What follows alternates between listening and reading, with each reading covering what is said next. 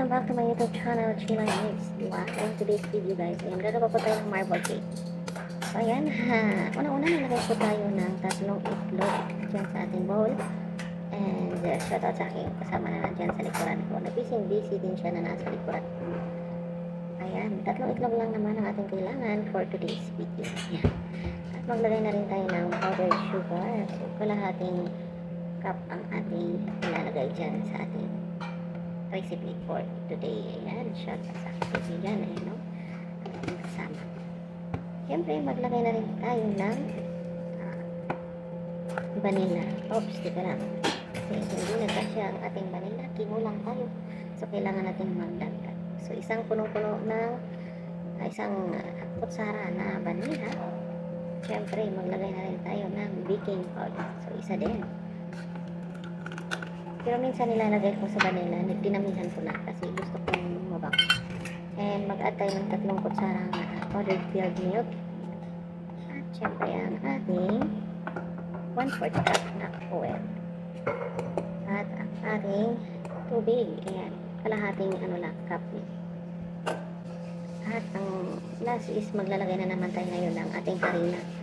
So ang ating harina dito is 1 1/2 cup lang.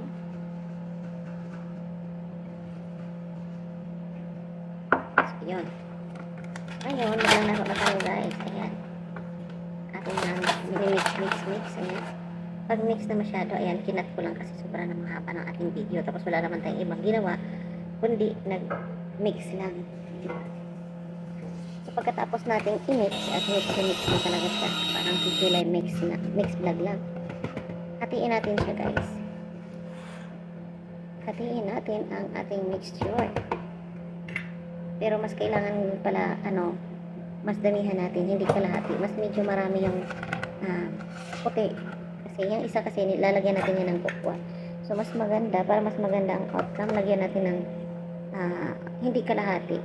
Mas marami ang puti kaysa mayroong cocoa powder. Para mas maganda yung resulta. Yan kasi inadamihan ko siya.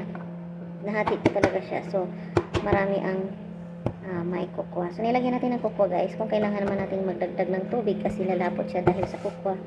So, magdagdag po tayo para makuha natin yung tamang mixture. So, ayan na siya. So, ilalagay lang natin yan siya sa lagayan sa ating pagluto. Salansan natin. Hindi natin siya, guys. So, interval ang ating paglagay. Una yung puti, tapos yung cocoa.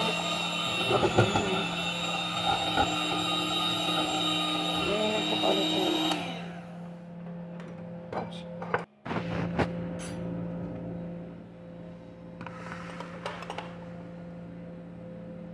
Yan.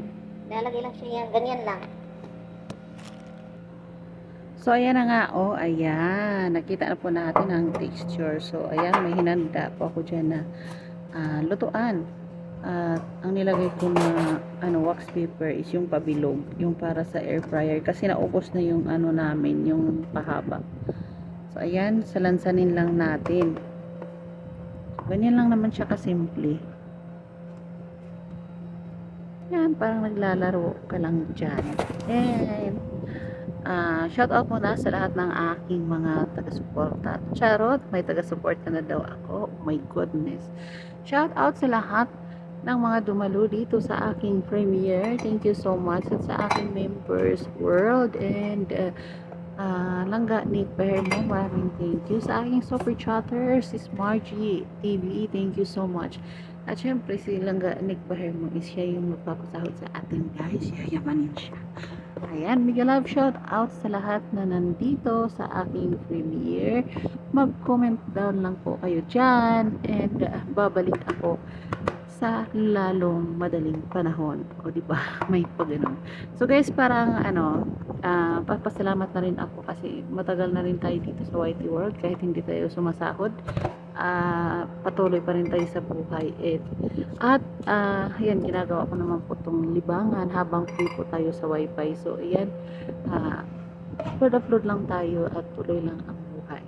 So ayan, balik tayo dito sa ating ginagawa na para lang tayong naglalaro. So as sinabi ko na kanina guys, na medyo nadamihan ko po yung mixture na may kokwa.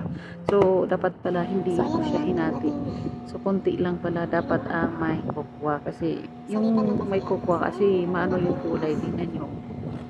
So, pag halo-halo ko na dyan, yan, hindi nalalabas yung puti dyan sa ilalim. Kasi, marami talaga ang aking nalagay na,